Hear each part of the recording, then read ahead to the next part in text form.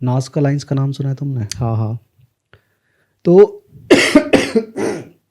Sorry, Peru में एक flat deserted surface है पूरा। वहाँ पे क्या है कि वहाँ पे ज़मीन पे उस समय पे जो नाज़का नाम की सभ्यता रहती थी, उन्होंने ज़मीन पे ऐसी ड्राइंग्स और पेंटिंग्स बनाई हुई हैं जिनको सिर्फ़ और सिर्फ आसमान से देखा जा सकता है। और वो डिज़ाइंस जो हैं और लाइंस जो हैं इतनी ज़्यादा मैथमेटिकल एक्यूरेट है मैथमेटिकली, कि किस एंगल पे उनको मोड़ा गया है, किस एंगल से डायगोनली वो खींची गई हैं, वो सब कुछ बिना मॉनिटरिंग के किया ही नहीं जा सकता जब तक कि कोई इंसान उसको एक हायर पॉइंट से मॉनिटर ना कर रहा हो। टू बी प्रिसाइज, कि कोई हवा में देख के नीचे वालों को ये ना बता रहा हो कि जो तुम खींच रहे हो लाइनें वो गलत खींच रही हैं, सही खींच रही हैं। ठीक है। और वो ड्राइंग्स और पेंटिंग्स इतनी बड़ी हैं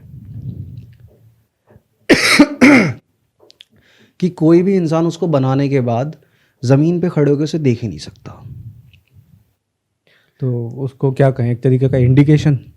तो जो जैसे थ्योरीज उसके पीछे यही हैं कि जो नाज़का लोग हैं, जो नाज़का सभ्यता रही उस टाइम पे, जब रिसर्च करी गई कि ये लाइंस क्यों बनाई इन्होंने, क्या रीज़न था इस वजह इस सारी मेहनत का, क्योंकि कोई भी बिना किसी वजह, बिना किसी पॉइंट के इतनी सारी मेहनत तो करेगा नहीं कि रेगिस्तान में खुरच खुरच के सरफेस को।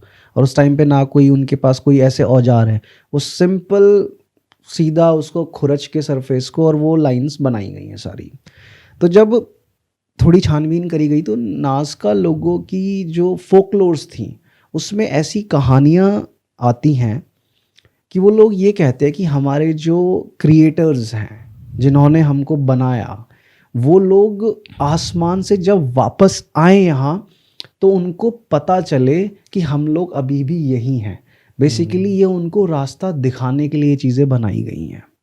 ओके। और सबसे इम्पॉर्टेंट बात उसमें ये आती है, जो लैंडिंग जोन वाली बात मैंने कही, कि उस जगह पे नाज़का लाइंस में जो नाज़का जो एरिया है वहाँ पे जो ज़मीन पे पेंटिंग्स बनी हुई हैं वहाँ पे ना एक तकरीबन आई थिंक अराउंड 5 से 10 किलोमीटर का एक पैच है पूरा। ठीक है। और वो फ्लैट सरफेस है, अगर उसको हम आसमान से देखते हैं ना तो वो लिटरली ऐसा फील होता है जैसे कि किसी एक एयरपोर्ट का रनवे होता है ना, ऊपर से देखते ही पता चल जाता है कि एक पूरी रनवे की स्ट्रिप है स्ट्रेट। वो लिटरली ऐसा फील होता है आसमान से ऊपर से देखते हुए। अब जब उस पर रिसर्च करी गई तो सबसे पहले तो बात ये आई कि यार ये जो सरफेस ऐसा है, ये सरफेस ऐसा है ही नहीं कि इसके ऊपर कोई प्लेन लैंड हो सके। ठीक है, कि इतना अनइवन सरफेस है कि यहाँ पे कोई भी प्लेन लैंड हो ही नहीं सकता। तो बात आती है कि वही कि पॉइंट क्या है फिर इन सब चीज़ों को बनाने का, यहाँ पे कुछ जब लैंड हो ही नहीं सकता। अब हम सोचते हैं, जब इन चीज़ों के बारे में हम सोचते हैं कि कोई प्लेन लैंड नहीं हो सकता, तो मतलब हम अपने प्लेन्स को सोच के बोल रहे हैं ये बात। हाँ, क्या सही पता बात। जिनके लिए उन्होंने वो चीज़ें बनाई हैं वो वैसे एविएशन के टूल्स यूज़ ही ना करते हों। और उसमें एक सबसे फैसिनेटिंग जो पिक्चर है, वो पिक्चर है एक माउंटेन पे बनी हुई है। अब वो माउंटेन पे बनी हुई इमेज क्या है और वो कैसे डिस्कवर हुई, उसके पीछे की कहानी ये है कि 1960s के टाइम पे एक पायलट था, वो अपना प्लेन लेके उड़ रहा था, उस इलाके में जा रहा था। तो उसको दिखा यार दूर पहाड़ पे कुछ बना हुआ है, और उसने पहली बार उस चीज़ पे ध्यान दिया। उसका वो रूट था फ्लाई करने का। तो जब उसने देखा, उसने उस तरफ प्लेन घुमाया तो उसमें एक इमेज आती है कि बड़ी ही एक मतलब क्रूड और सिंपल सी इमेज है जिसमें एक ऐसा इंसान दिखता हुआ महसूस होता है कि वो काइंड ऑफ एक एस्ट्रोनॉट है, कि एक बड़ा सा हेलमेट है सर पे और उसमें 2 आंखें बनी हुई हैं और एक स्पेस सूट की तरह पूरा एक सूट टाइप दिख रहा है बॉडी का स्ट्रक्चर, और वो ऐसे हाई कर रहा है। तो जब उसने उस एरिया को और ज़्यादा इन्वेस्टिगेट करना शुरू करा ऊपर से उड़ते हुए, तब और जो सारी नाज़का लाइंस की जो पेंटिंग्स थी, तब वो और सारी पेंटिंग्स डिस्कवर हुई। तो जो पहाड़ पे वो जो एस्ट्रोनॉट की जो बनाई हुई थी पेंटिंग लाइंस के थ्रू, वो भी उन नास्कास ने बनाई थी। तो अब ये चीज़ की साला एक ऐसी पेंटिंग जो हमारे आज के मॉडर्न टाइम एस्ट्रोनॉट से रिजेंबल करती है, वो इन्होंने कैसे बना ली? कैसे बना दी कि इनको इस इमेज के क्रिएशन के लिए वो रेफरेंस कहाँ से मिला? अब वही तो चीज़ कि एग्जैक्टली वो बनानी ऐसे है, मतलब जिस तरीके से बनाई गई है हाँ, वो exactly. बनेगी ऐसे ही। बिल्कुल, क्योंकि कोई भी इमेजिनेशन को ड्रॉ करने के लिए, क्रिएट करने के लिए हमें एक रेफरेंस पॉइंट चाहिए होता है कि ऐसा ही क्यों बनाया उन्होंने, ये किस चीज़ को देख के इंस्पायर हुए कि उन्होंने एक एस्ट्रोनॉट जैसी इमेज बनाई जो आज के मॉडर्न एस्ट्रोनॉट से रिजेंबल करता है बहुत ज़्यादा शेप एंड स्ट्रक्चर में। वो तो थोड़ा ऐसा हो गया ना कि वो ऊपर देख के हाय बोल रहा है आसमान में। हाँ, कि हाय। और जो आर्कियोलॉजिस्ट हैं जो इन फील्ड्स पे रिसर्च करते हैं, उन्होंने अपनी रिसर्च में भी ये लिखा हुआ है कि ऐसा महसूस होता है कि जिस तरह से उस पायलट ने इस इमेज को देखा और उसका ध्यान गया, तो बेसिकली ये इमेज बनाई ही इसलिए गई है कि कोई उड़ने वाली चीज अगर इस रास्ते से निकले और उसका ध्यान जाए इस चीज पे, तो ये उनका ध्यान आकर्षित करे अपनी ओर कि हाय हम यही हैं। तो इस तरीके से चीज है वो कि एक जो क्या कहते हैं ना, एक चेक पॉइंट या माइलस्टोन की तरह ये चीज काम कर रही है। तो भाई जैसे तूने अभी बोला, इससे रिलेटेड मेरे को एक कहानी याद आ रही है। कहानी है अंगकोर वाट टेम्पल की। ठीक है। ठीक है। तो ऐसा कहा जाता है, मतलब कि जो एंशिएंट एस्ट्रोनॉट आर्कियोलॉजिस्ट हैं उनका मानना है कि जो अंगकोर वाट टेम्पल है वो बनवाया है राजा सूर्यवर्णम द्वितीय ने। ठीक है। ठीक है। लेकिन अगर वहीं तू कंबोडियन कथाओं की बात करेगा, एक उनकी पोयम है, तो उसमें लिखा है कि वो जो टेम्पल है ना वो प्रिया प्रश्नुकार ने बनवाया है। प्रिया प्रश्नुकार? हाँ, प्रिया प्रश्नुकार। ठीक है। उन्होंने बनवाया। तो एक ऐसा कहा जाता है कि मतलब जब वो छोटे थे तो उनके जो फादर थे वो थे इंसान, और उनकी जो मदर थी वो कोई देवी थी, स्वर्ग से आई हुई, ऐसा कहा जाता है। अच्छा, तो मतलब कि एक तरीके से वो हाफ गॉड हुए। हाफ गॉड, हाँ। तो अब कहते जब वो बड़े हुए तो उनको इंद्रदेव ने एबडक्ट करवा लिया, और जब वो जहाँ पे वो गए एबडक्ट होके, तो वो बताया उन्होंने कि जहाँ मैं गया वो एक ऐसा चीज़ थी, मतलब एक शहर था, एक उड़ने वाला शहर।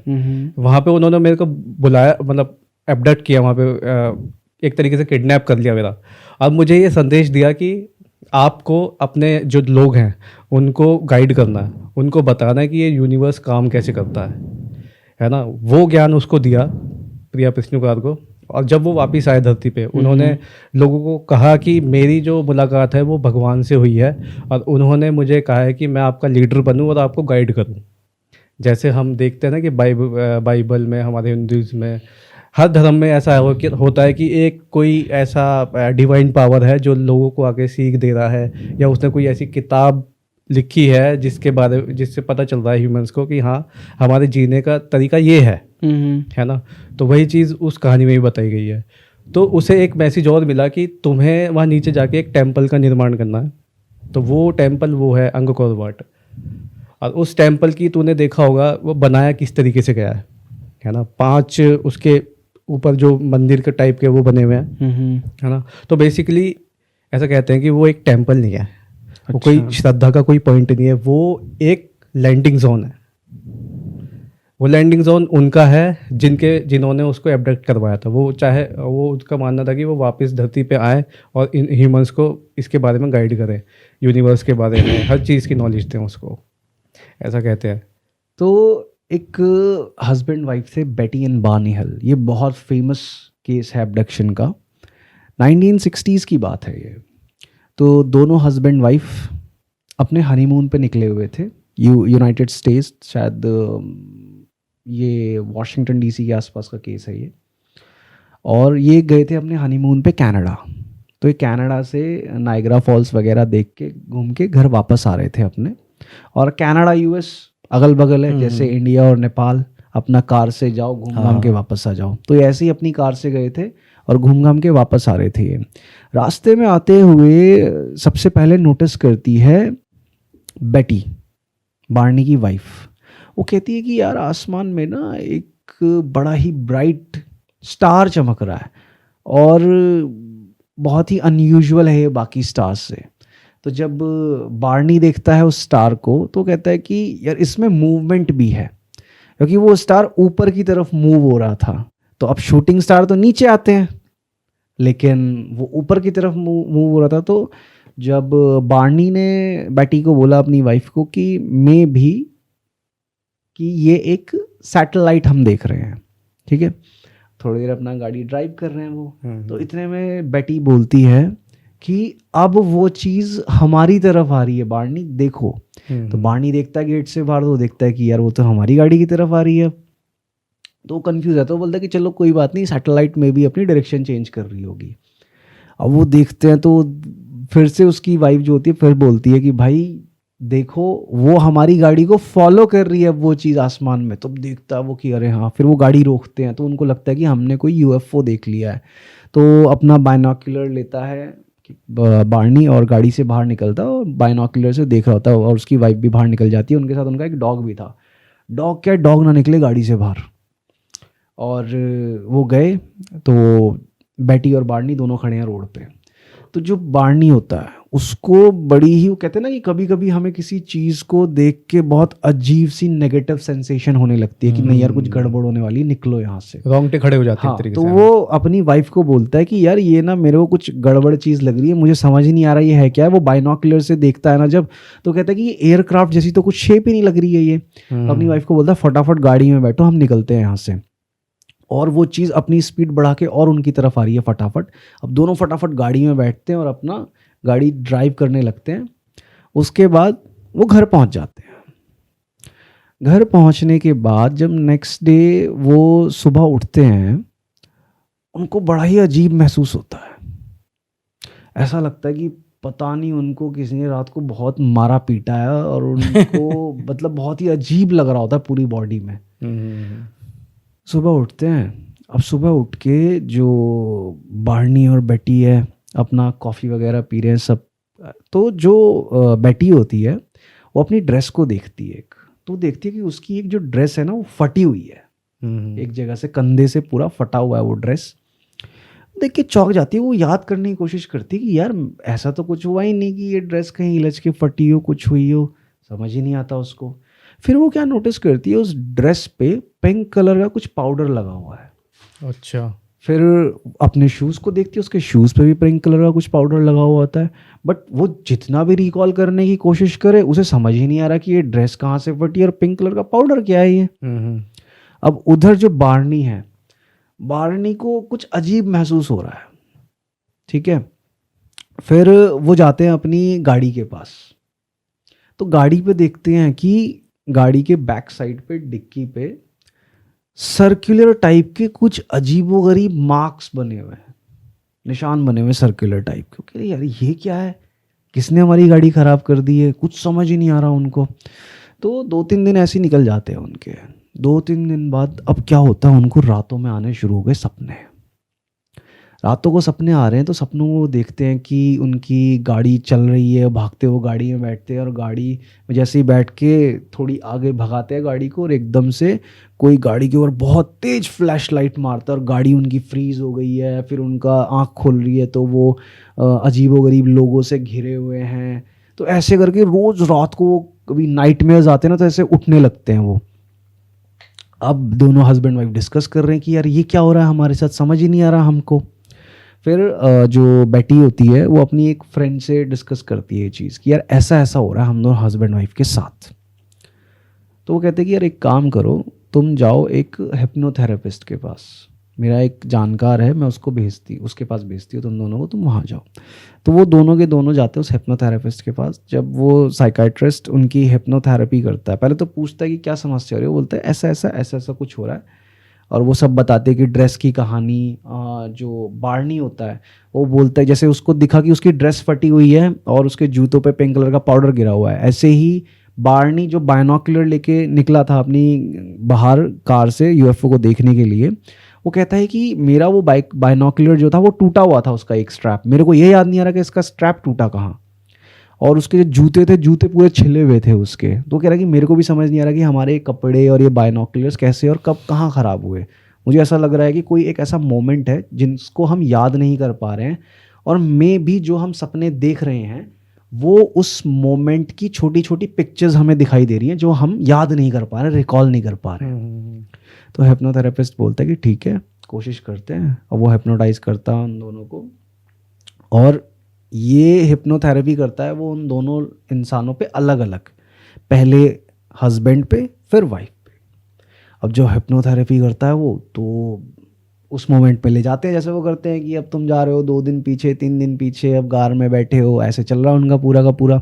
और ये जो चीज़ मैं बता रहा हूँ ना, ये उनकी जो ऑडियो रिकॉर्डिंग है उनकी हिप्नोथेरेपी की, यूट्यूब पर भी पड़ी है। अगर लोग सर्च करेंगे हमारे viewers, Betty and Barney Hill hypnotherapy audio tapes, वो पूरी की पूरी आप ऑडियो टेप्स सुन सकते हो उसमें।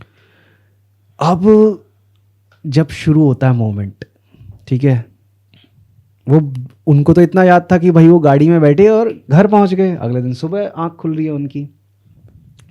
अब उनको रिमाइंड होने लगती हैं सारी चीज़ें हिप्नोथेरेपी के सेशन में। वो बताते हैं कि जैसे ही वो गाड़ी में बैठ के दूर भागने की कोशिश करी उन्होंने उस चीज़ से, उनकी गाड़ी पे एक बहुत तेज़ लाइट पड़ती है और उनको ऐसा फील होता है कि उनको इलेक्ट्रोक्यूटेड करंट लग रहा है उनको ऐसा, और वो फ्रीज हो गए हैं। और वो देखते कि उनकी गाड़ी के चारों तरफ कुछ अजीबोगरीब फिगर्स खड़ी हैं, वो इंसान है क्या है समझ नहीं पा रहे हैं वो। फिर एक स्पेस क्राफ्ट लैंड होता है रोड पर, वो देख रहे हैं, वो फ्रीज है, वो देख रहे हैं सब कुछ, और उसमें से कुछ लोग निकलते हैं और उनको उठा के गाड़ी में से लेके जाते हैं स्पेस क्राफ्ट के अंदर। बार्नी को अलग, बेटी को अलग। बेटी जो है उन अजीबोगरीब फिगर्स को देख के चिल्ला रही है, और वो जो हैं, जो भी वो चीज़ें हैं, वो बेटी से बात कर रहे हैं, उसको बोल रहे हैं कि तुम डरो मत, हम तुम्हें कोई नुकसान नहीं पहुंचा रहे हैं। और फिर वो ये चीज़ नोटिस करती है कि इनके तो मुंह ही नहीं खुल रहे हैं, ये बात कैसे कर रहे हैं। तब उसको ये रियलाइजेशन हिट हो रहा है कि ये आवाज़ मेरे दिमाग में सुनाई दे रही है मेरे को। तो और वहाँ पे सब कुछ होता है। वो कहते कि वो मेरी नाभि में एक कुछ चीज़ डालते हैं, वहाँ से कुछ ब्लड सैंपल्स लेते हैं और कुछ पता नहीं स्कैन करते हैं उसकी बॉडी को, ये सब चीज़ें। फिर वो बोलते कि वो ये सब होते हुए वो चिल्ला रही थी। और फिर क्या होता है कि उसको दर्द भी हो रहा था, तो वहाँ पे उनका एक लीडर भी खड़ा हुआ था जो उस पर ऑपरेट कर रहे थे, उस पर टेस्टिंग कर रहे थे। तो बोल रही थी कि साइड में एक बंदा खड़ा हुआ था, वो उनका लीडर जैसा लग रहा था क्योंकि वो देख रहा था सबको, कुछ कह नहीं रहा था। कह रही कि जैसे ही मेरा उससे आई कांटेक्ट हुआ तो उसने कुछ बोला उसको दिमाग में ही कि तुम डरो मत, और वो उससे बोल रही है रोते चिल्लाते, मेरा हस्बैंड का, मेरा हस्बैंड का। कह रहा है कि तुम्हारा हस्बैंड भी सेफ है, टेंशन मत लो। अब सारी चीज़ें हो जाती हैं। वो उसको ये भी याद आता है कि वो उसको दिखा रहे हैं, उसको एक लीडर जो होता है वहाँ का उसको एक बुक दिखाता है पूरी, उसको बताता है कि हम लोग कहाँ से आए हैं, कैसे आए हैं, और वो बुक उसको गिफ्ट भी करता है वो कि तुम इसको लेके जा सकती हो अपने साथ में। उधर जो बार्नी है उसके साथ भी यही सब सीन हो रहा है कि उसका सैंपल लिए जा रहे हैं, ब्लड सैंपल्स, कहीं पे कट लगा रहे हैं। और वो ये बताता है अपने जब हिप्नोथेरेपी सेशन उसकी बारी में बताता है कि उसके पैर में उन्होंने कट लगाया था तो वहाँ पे उसको बहुत दर्द हो रहा था, और जैसे ही वो चिल्लाने लगता है तो एक जो फिगर थी वो ऐसे हाथ फेरती है उसके पैर में, उसका पूरा वो निशान गायब और दर्द गायब हो जाता है उसका। ऐसा होता है, ऐसा होता है। अब जब जो ये कर रहा था साइकेट्रिस्ट, उसको अपनी आंखों और कानों पे विश्वास नहीं हो रहा कि वो सुन क्या रहा है। अब उसमें ये है ना कि ये अपनी तरफ से बना के तो बोल नहीं रखे। एग्जैक्टली, क्योंकि उसको पता है कि यार इनको मैंने, क्योंकि अपने हाथों से उसने उनको हिप्नोटाइज कर रखा है। वो कह रहे कि यार ऐसा तो हो ही नहीं सकता कि साला ये बना के बोल रहे हो बात, क्योंकि ये तो प्रॉपर हिप्नोटाइज है। अगर मैं ये बात कह दूं कि नहीं अपनी इमेजिनेशन से बोल रहे तो फिर तो मेरी हिप्नोथेरेपी पे सवाल आ जाता है ना, मेरी एक्सपर्टीज पे सवाल है फिर तो। पर ऐसा है ही नहीं, ये तो हिप्नोटाइज्ड है।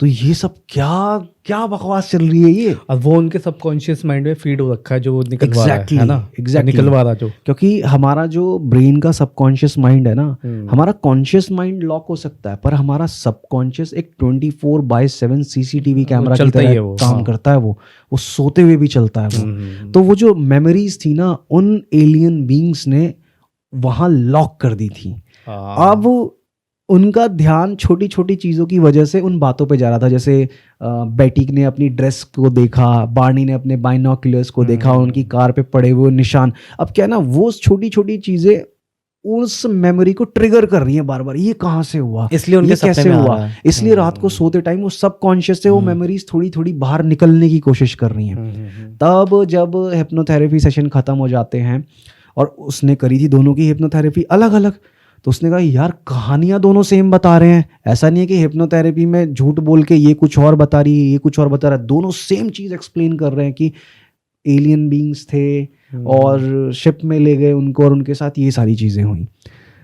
अब सबसे इंटरेस्टिंग फैक्ट ये आता है कि जब ये सारी बातें खुल गई, न्यूज़ में खुल गई सारी की सारी चीज़ें, तो बेटी ने एक स्टार मैप बना के दिखाया था। एक पेपर पे कुछ उसने स्टार्स ड्रॉ करे और पूरा लाइंस वगैरह ड्रॉ करी, और उसने ये बोला कि जिस इंसान ने मेरे को वहाँ पे वो किताब दिखाई थी, उसने उस शिप की वॉल पे लगे हुए एक मैप की तरफ इशारा करके बोला था कि हम यहाँ से आए हैं।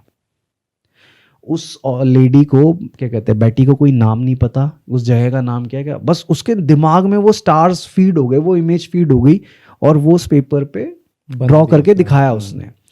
तो जब न्यूज़ पे वो पेपर दिखाया गया सारी चीज़ें, तो जो साइंटिस्ट थे, जो एस्ट्रोनॉमर्स थे, जो ये स्टार्स वगैरह पे रिसर्च करते हैं, तो जब उन्होंने थोड़ा ढूंढा समझा, तो पता चला कि इस लेडी ने जो स्टार्स ड्रॉ करा है वो जेटा रेटिकुलाई स्टार सिस्टम है। हमारी गैलेक्सी से 400 मिलियन लाइट ईयर्स दूर ये स्टार सिस्टम एग्जिस्ट करता है। इतनी दूर से आए थे वो? एग्जैक्टली वो इतनी दूर से आए थे, और उन्होंने उसको स्टार सिस्टम दिखाया कि हम यहाँ से आए हैं। अब इसके पीछे इंटरेस्टिंग बात यह है कि जो बेटी और बार्नी जो थे, बार्नी पोस्ट ऑफिस में जॉब करता था, वो लेटर्स डिलीवर करने का काम था, पोस्टल सर्विस में जॉब करता था, और बेटी जो थी वो एक सोशल वर्कर थी। दोनों का दूर दूर तक कहीं से भी astronomy, stars, aliens and UFO इस जैसे टॉपिक से कोई भी रिलेशन नहीं था। तो एक लेडी जिसका इन चीज़ों से कोई दूर दूर तक रिश्ता नाता नहीं, जिसको ये भी नहीं पता होगा टेलीस्कोप काम कैसे करता है, ठीक है, वो अर्थ से 400 मिलियन लाइट ईयर्स दूर के स्टार्स का मैप का ड्रॉ कर रही है, ड्रॉ करके दिखा रही है, वो भी एग्जैक्ट। तो इस चीज का एक्सप्लेनेशन कोई नहीं। ये बहुत ही मतलब माइंड बॉगलिंग चीज है ये। जिसने उनका हिप्नोथेरेपी करी, हाँ, उसके लिए भी है ना। और जब ये चीज़ें मीडिया में आई और सबके लिए शॉकिंग वाली ये कहानी इतनी बिलीवेबल क्यों है, इसका सबसे बड़ा रीज़न ये है कि जितनी बार भी उन दोनों हस्बैंड वाइफ को लाई डिटेक्टर टेस्ट देने के लिए बोला गया अपनी कहानी सुनाते हुए, उन्होंने उतनी बार लाई डिटेक्टर टेस्ट दिए हैं और दोनों पास हुए हैं। दोनों पास हुए हैं।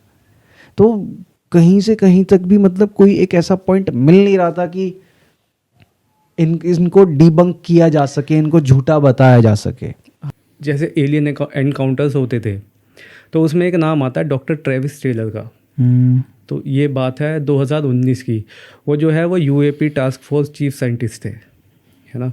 तो उनका काम ये था कि जो भी बंदा मतलब ऐसे देखता था केसेस, मतलब कि किसी ने वो एलियन का शिप देखा, है ना, उसने देखा कि हाँ कि कोई ऐसी चीज़ जो हवा में उड़ रही है बहुत ही अनआइडेंटिफाइड तरीके से, कि मतलब कुछ पता ही नहीं चल पा रहा उसका कि मतलब है क्या, ये सैटेलाइट है या कोई एरोप्लेन है या क्या है।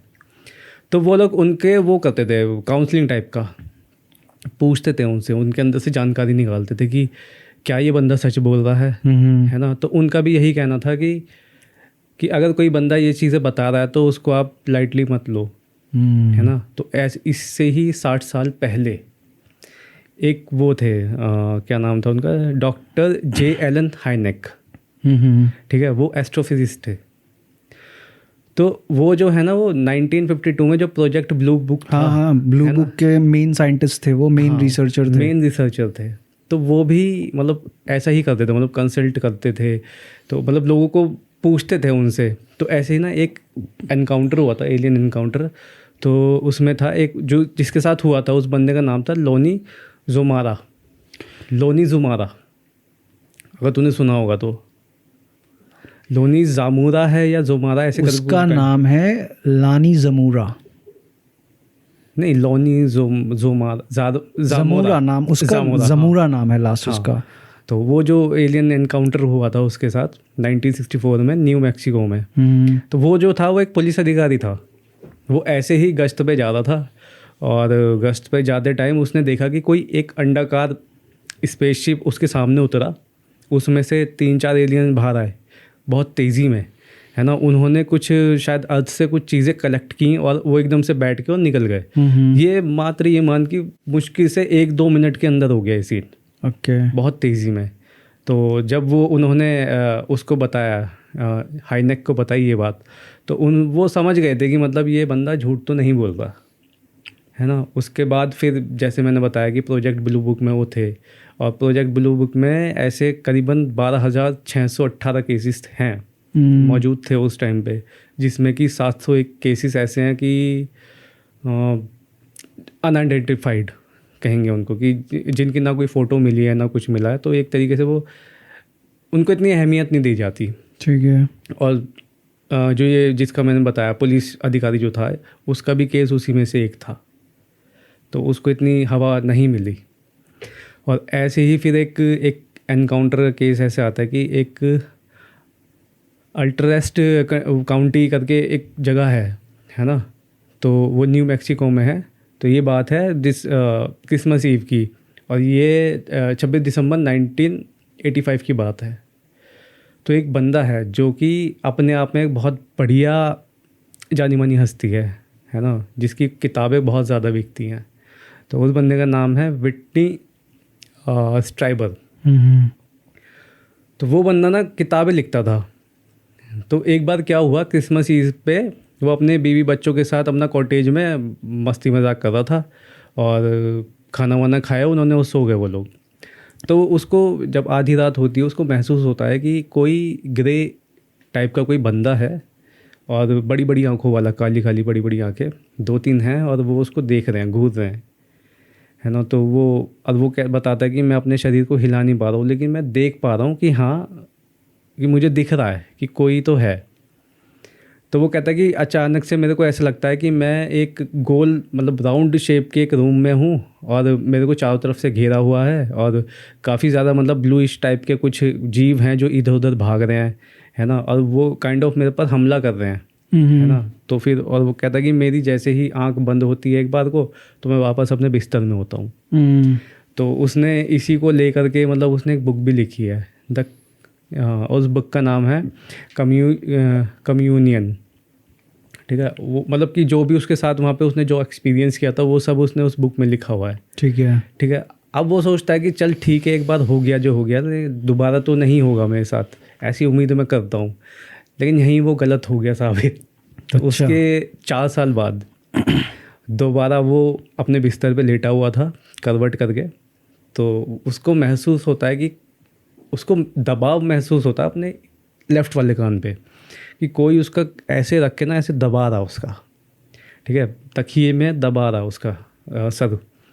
तो वो काफ़ी हाथ पैर मारता है, बहुत कोशिश करता है, नहीं उठ पाता वो, ठीक है। तो उसको ऐसा लगता है कि ना किसी ने उसको काइंड ऑफ किडनैप कर लिया है ना, उसकी सुध बुध खो दी है ना। उसके बाद जब वो अगले दिन उठता है तो उसको अपने लेफ़्ट वाले कान में दर्द महसूस होने लगता है।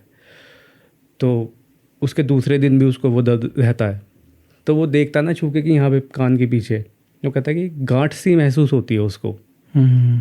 तो वो कहता है यार ये कैसे हो गया, अभी तो मैंने जैसे कहीं उसका ये असर तो नहीं है जैसे मेरे को दिखाई दिया था वो, है ना, ऐसा महसूस हुआ था। तो वो डॉक्टर के पास जाता है। तो डॉक्टर के पास जाके बोलता है कि मुझे एक गांठ सी हुई है, तो क्या आप इसका ट्रीटमेंट कर देंगे या निकाल देंगे।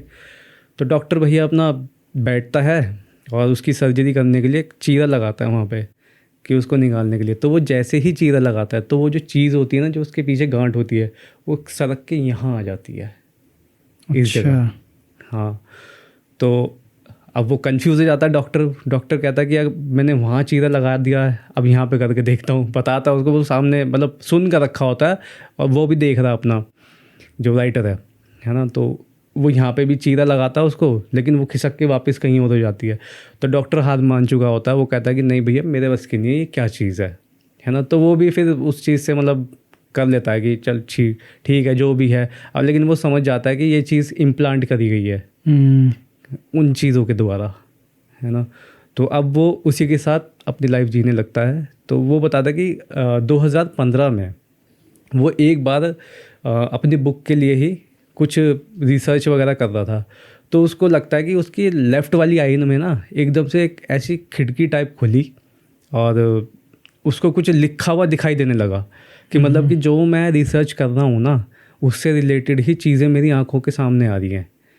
वो कहने लगा कि मतलब मेरे को ऐसा लगने लगा कि जैसे मेरा दिमाग 10 गुना तेज़ी से काम करने लगा है अचानक से। कह रहा मैं अपने दिमाग को अच्छे से जानता हूँ कि मैं किस लेवल पे सोच सकता हूँ, लेकिन ये बहुत ही अनएक्सपेक्टेड था कि मेरे दिमाग में अचानक से इतने ख़तरनाक आइडियाज़ आने लगे। तो वो समझ गया कि हाँ अब ये चीज़ जो भी है उन्होंने फिट करी है, जो भी मेरे अंदर वो मेरे भले के लिए है या किस चीज़ के लिए मैं नहीं जानता, लेकिन हाँ मैं इस चीज़ को झुटला नहीं सकता कि मेरा उनसे इनकाउंटर हुआ था और ये उतना ही रियल है जितना कि ये गांठ है।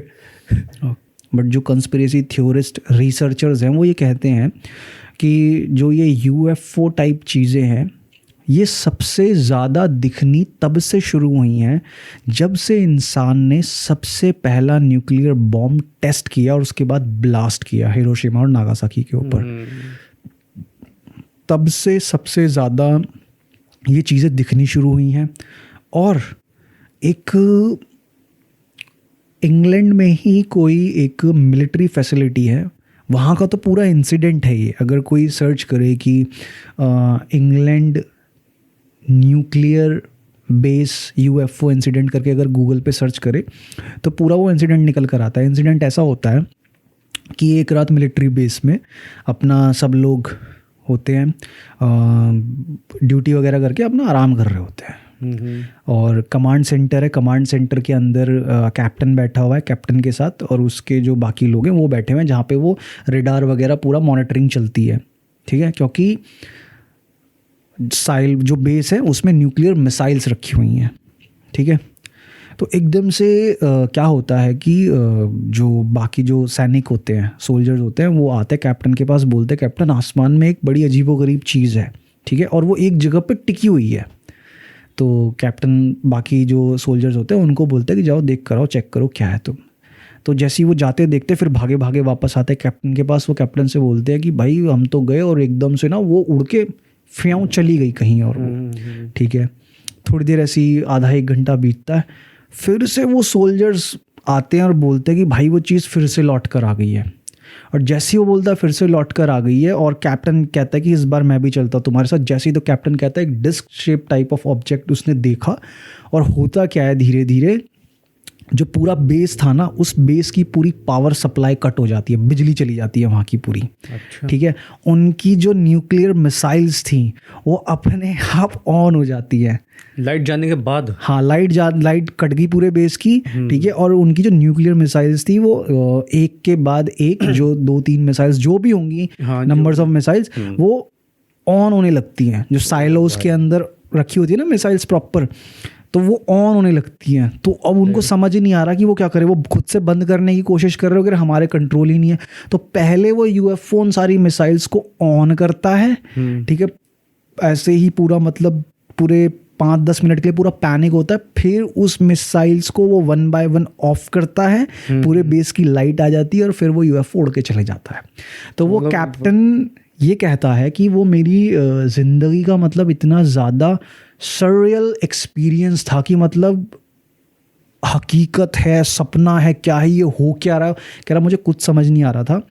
और उसके कई समय बाद जब उसने इस चीज़ को समझने की कोशिश करी, तो वो यही कहता है, जो कैप्टन था उस बेस का, कि उन्होंने, वो जो भी लोग थे, एलियंस कहो या हायर सिविलाइजेशंस के लोग कहो, कुछ भी कहो उनको, वो जो लोग थे वो हमको ये मैसेज दे के गए आके कि हम जब चाहे हम्म, तब कुछ भी कर सकते हैं तुम लोगों के साथ। ये मतलब काइंड ऑफ एक वार्निंग थी। वार्निंग है कि हम जब चाहे ना कुछ भी कर सकते हैं। कर सकते तो तुम जो ये न्यूक्लियर जो तुम बना रहे हो ना पूरा का पूरा इस दुनिया को तबाह करने के लिए, ये करना बंद कर दो। तो उन्होंने कह रहा कि वो चीज़ करके ना उन्होंने हमें यही मैसेज दिया। और जैसे कि जहाँ पे सबसे पहला जो बॉम्ब टेस्ट हुआ था उसको ट्रिनिटी कहते हैं, उसको यूएसए में जगह है लॉस एलामोस करके, पूरा रेगिस्तान है, ठीक है। तो सही कह रहा है। हाँ, तो वहाँ पे वो सबसे पहला न्यूक्लियर बॉम्ब टेस्ट किया गया था। तो लॉस एलामोस जो जगह है उसी के पास में ही एरिया 51 बना है, ठीक है। और उसी जगह पे कई सारे फ्लाइंग सॉसर्स देखे जाते हैं। बल्कि जैसे तूने अभी बताया ना जगह कि एरिया 51 वहाँ बना है, हाँ, लेकिन मैं बात बताऊंगा उस टाइम की जब वहाँ पे एरिया 51 नहीं था। ये ऐसा है, वहाँ पे एक लेक है, वो फ्लैट लेक पता नहीं ऐसी समथिंग कुछ नाम है उसका, सॉल्ट लेक नाम है। सॉल्ट लेक सूखा हुआ है वो पूरा का पूरा। तो ऐसा बताते कि उससे ही कुछ दूरी पे जैसे रोजवेल हुआ था, हाँ। बहुत पहले, मतलब कि एक यूएफओ इंसिडेंट हुआ था, वो क्रैश हुआ था। तो उसमें से एलियंस की 4 बॉडी मिली थी, जिसमें कि एक जिंदा था। और उस एलियन को वो लोग वहाँ लेके गए थे एरिया 51 में। एरिया 51 नहीं था वहाँ पे, वो बाद में बना उसको जब लेके गए ना। मतलब जो जगह है ना वो एक एयरफोर्स बेस है, हाँ। जिसको रॉबर्ट पैटिनसन एयरफोर्स बेस कहा जाता है। फिर उसके बाद जब वो सारी चीज़ें जो भी बोलते हैं वहाँ पे एलियन रिसर्च वगैरह जो भी होती है, तब उसके बाद में उस जगह का नाम पड़ा एरिया 51। हाँ, तो वो लोग उसको वहाँ लेके गए थे। हाँ, तो उसमें से जैसे मैंने बताया कि बाकी 3 मर गए थे, लेकिन एक जिंदा था। हाँ, तो उसका नाम उन्होंने रखा था ईबा 1। नहीं क्या? मैं यही तो बता रहा हूँ तुझे कि उसका नाम जे रॉड रखा उन्होंने, जे रॉड। हाँ, जे रॉड। और वो उनके साथ जो स्पेसशिप उनका क्रैश हुआ था उस पर रिवर्स इंजीनियरिंग कर रहा था, वो उन साइंटिस्ट के साथ वहाँ पर उसको ठीक करने की कोशिश कर रहा था, लेकिन काफ़ी टाइम तक जिंदा नहीं रहा क्योंकि वो एटमॉस्फेयर उसको सूट ही नहीं करा वहाँ का। वो धीरे धीरे उसको काफ़ी कोशिश करी उन्होंने रिवाइव करने की, लेकिन नहीं हो पाया वो। अब जैसे मैंने बताया कई सारी न्यूक्लियर साइट्स के ऊपर ये यूएफओज देखे गए हैं, ठीक है। और जैसे एरिया 51 वगैरह की बात आती है, फ्लाइंग सॉसेस की बात आती है, तो एक कंस्पिरेसी थ्योरी ये भी है कि जैसे वर्ल्ड वॉर 2 के टाइम पे नाजी जर्मनी जो था वो बहुत ज़्यादा आगे था टेक्नोलॉजी में। दुनिया का सबसे पहला जो सुपरसोनिक जेट था वो जर्मनी ने बनाया था। दुनिया की सबसे पहली क्रूज़ मिसाइल जो लंबी दूरी की मिसाइल होती है वो सबसे पहले जर्मनी ने बनाई थी, ठीक है। V1 और V2 रॉकेट्स बोलते हैं उनको। और इन सब को एक प्रोग्राम के अंडर बनाया जा रहा था, जिस प्रोग्राम का नाम था वंडरबा। अच्छा, वंडरबा का मतलब होता है वंडर वेपन्स। हिटलर ने एक प्रोग्राम बनाया था वंडरबा, जर्मन में वंडरबा और इंग्लिश में वंडर वेपन्स बोलते हैं, कि ये वंडरबा प्रोजेक्ट के अंदर हमें ऐसे वेपन्स बनाने हैं, ऐसे वेपन्स का इन्वेंशन करना है कि जो मतलब दुनिया ने पहले कभी ना देखे हों। तो बोलते हैं कि वंडरबा प्रोजेक्ट के अंडर ही एक ऐसे वेपन का इन्वेंशन हुआ था जिसका नाम है डाइग्लॉक, या डी ग्लॉक भी बोलते हैं उसको, या डाइग्लॉक के पे बोलते हैं उसको। डाइग्लॉक, डी ग्लॉक का मतलब होता है द बेल। हाँ, तो क्या था कि एक बेल शेप्ड ऑब्जेक्ट था, बहुत बड़ा। अच्छा, बेल की शेप में घंटी। हाँ, बड़ी बेल जो होती है, बड़ा घंटा। हाँ, एक बड़ा घंटा। उसकी शेप में एक पूरा का पूरा एक ऑब्जेक्ट था जिसके अंदर काउंटर रोटेटिंग चेम्बर्स थे, जिसके अंदर, और उन चेम्बर्स के अंदर रेड मर्क्यूरी को डाला जाता था, ठीक है। रेड मर्क्यूरी को डालने के बाद वो जो दोनों चेम्बर्स थे ना, उसके अंदर मर्क्यूरी जो था काउंटर अपोजिट डायरेक्शन में रोटेट करता था। मतलब कि अगर एक चैम्बर क्लॉकवाइज घूम रहा है तो दूसरा चैम्बर एंटी क्लॉकवाइज घूमता था, मतलब दोनों चैम्बर एक दूसरे की अपोजिट डायरेक्शन में घूमते थे, ठीक है। और उससे घूमने के बाद इस तरीके से जब वो घूमता था तो उसमें एंटी ग्रेविटी इफेक्ट प्रोड्यूस होता था। ठीक है, तो जैसे मैंने तेरे को एक पॉडकास्ट में बताया भी था कि जब नाज़ी जर्मनी हार गया था, हिटलर मर गया था, ठीक है, और वर्ल्ड वॉर 2 ख़त्म हो गया था, तो जो नाज़ी साइंटिस्ट थे जिन्होंने ये सारी चीज़ें बनाई, क्योंकि हिटलर ने बहुत सारा पैसा जो था ना टेक्नोलॉजी और एक्सपेरिमेंट्स अलग अलग तरह के उसमें लगाया था उसने। तो एक ऑपरेशन चला था, ऑपरेशन पेपर क्लिप। उस ऑपरेशन पेपर क्लिप के अंडर क्या होना था कि जितने भी नाज़ी जर्मनी के साइंटिस्ट थे अलग अलग डिपार्टमेंट्स के, कि कोई मेडिकल डिपार्टमेंट में एक्सपेरिमेंट्स कर रहा है, कोई टेक्नोलॉजी के डिपार्टमेंट का है, वेपन्स डिपार्टमेंट का है, कि जितने ज़्यादा से ज़्यादा साइंटिस्ट को पकड़ के हम अपनी कंट्री ले जा सकते हैं, हमें वो करना है। और जितनी ज़्यादा से ज़्यादा जो टॉप सीक्रेट एक्सपेरिमेंट्स या प्रोजेक्ट्स थे उनसे रिलेटेड हमें जो भी फाइल्स मिल सकती है हमें वो लेनी है। तो जो सबसे ज़्यादा जो साइंटिस्ट थे वो लिए अमेरिका ने, और उसके बाद सेकंड नंबर पे रशिया था।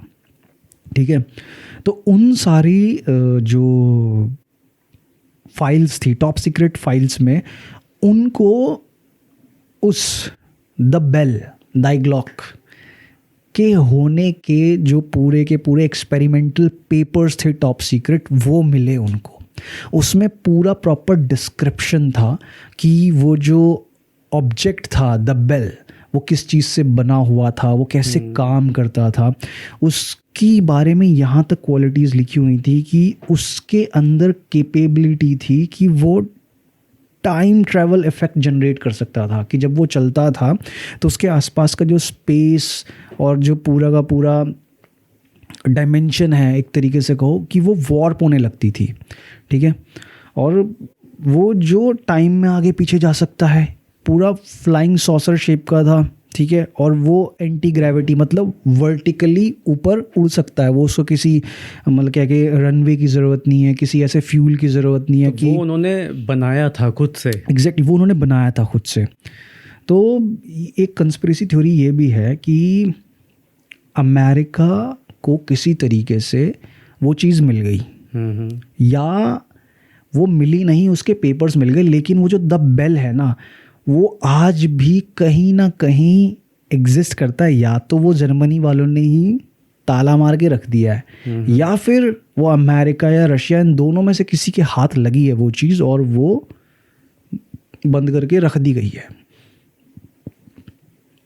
जो उससे रिलेटेड पेपर्स थे उसमें जो चीज़ें लिखी गई थी कि जब वो मशीन स्टार्ट होती थी द बेल, उसके 60 फुट के रेडियस में कोई भी इंसान अगर जाता था तो उसकी जो स्किन थी ना वैसे उतरने लग जाती थी, नाखून उसके गिरने लग जाते थे, बाल एकदम झड़ने लग जाते थे। मतलब क्या रेडिएशन था? रेडिएशन इफेक्ट जनरेट करती थी वो। ठीक है, और उसके आसपास में जो भी प्लांट वगैरह थे ना वो एकदम से जैसे जेली टाइप होता है ना, ऐसे बन जाते थे, बिल्कुल पिघल के टाइप। हाँ, पिघल के जेली टाइप जाते थे, जलते नहीं थे वो, पिघल जाते थे, जेली टाइप बन जाते थे पूरे के पूरे। तो इतनी तगड़ी पावर थी उसके अंदर। तो अब इसके पीछे थ्योरी ये कि भाई जर्मन्स को मतलब ऐसा क्या मिल गया था कि वो इतने ज़्यादा भाई मतलब टेक्नोलॉजी बनाते जा रहे थे बाकी दुनिया से एडवांस, वो भी क्या उनके पास ऐसी चीज़ हाथ लग गई थी उनको। तो जैसे बोलते हैं ना कि अमेरिका के अंदर रॉसवेल यूएफओ क्रैश हुआ था। ठीक है, और उनको वो यूएफओ मिला और उसके बाद उसको एरिया 51 ले गए, वहाँ पे रिवर्स इंजीनियरिंग करी और उससे काफ़ी चीज़ें सीखी उन्होंने। तो ऐसे ही वर्ल्ड वॉर 2 स्टार्ट होने से पहले बोलते जर्मनी के जंगलों में कुछ एक यूएफओ मतलब अनआइडेंटिफाइड फ्लाइंग ऑब्जेक्ट टाइप कुछ चीज़ थी, वो गिरी थी और उन्होंने उसको कैप्चर किया। और उसके बाद तब एक पूरा सीक्रेट प्रोग्राम स्टार्ट किया गया, ये वंडरबार का, वंडर वेपन्स। और तब उसके अंडर उन्होंने उस चीज़ से जो उनको मिली थी, यूएफओ जो था अनआइडेंटिफाइड फ्लाइंग ऑब्जेक्ट जो उनको मिला था, उस चीज़ से उन्होंने वो सारी चीज़ें सीखी और तब सारी चीज़ें उन्होंने आगे बनाई। उन्होंने ऐसे वेपन्स डेवलप करे, जैसे कि अब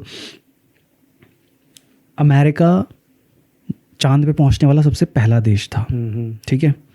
पर तुझे कमाल की बात पता है कि अमेरिका जब चांद पे पहुंचा था तो उसको चांद पे पहुंचाने वाले जो साइंटिस्ट थे ना, वो अमेरिकन्स नहीं थे। कौन थे? वो सारे के सारे जर्मन साइंटिस्ट थे। एक भी अमेरिकन नहीं था। अमेरिकन साइंटिस्ट थे, उसके उनके साथ काम कर रहे थे, लेकिन तो जो कहता जो प्रोजेक्ट लीड कर रहे थे, हाँ, वो जर्मन्स थे। वो सारे के सारे जर्मन साइंटिस्ट थे। कोइंसिडेंस नहीं हो सकता। नाजी जर्मनी के साइंटिस्ट थे, जो उन्होंने ऑपरेशन पेपर क्लिप के अंडर जब हिटलर के मरने के बाद जर्मनी से उनको कैप्चर करा और उनको बोला कि आपके सामने डील ये है भाई, या तो आप हमारे लिए काम करो या फिर जो वॉर अगेंस्ट ह्यूमैनिटी, मतलब जिस तरीके से वो ज्यूज़ को मार रहे थे, बिल्कुल इनह्यूमन कंडीशंस में काम करा रहे थे, तो आपको वॉर अगेंस्ट ह्यूमैनिटी के तहत जो भी सज़ा मिलती है, जो केसेस चल रहे थे all over India, Israel, all over India कह रहा हूँ, all over the world, Israel वगैरह में केसेस चल रहे थे इनके ऊपर, तो उसके और जर्मनी में भी जब सरकार चेंज हुई थी तो जो इतने भी नाजीज थे, अगर कोई नॉर्मल सोल्जर भी था ना नाजी, उसको भी पकड़ के सीधा फांसी चढ़ाओ, सब मारा जा रहा था सीधा। तो बोला तो भाई हम तो उनको सौंप देंगे तुम्हें, अब तुम्हें बताओ जिंदा रहना है या फिर मरना है। तो उन्होंने कहा ठीक है, हम आपके लिए काम करेंगे। ठीक है, लोग गूगल पे जाके सर्च कर सकते हैं मेरी बात को फैक्ट चेक करने के लिए।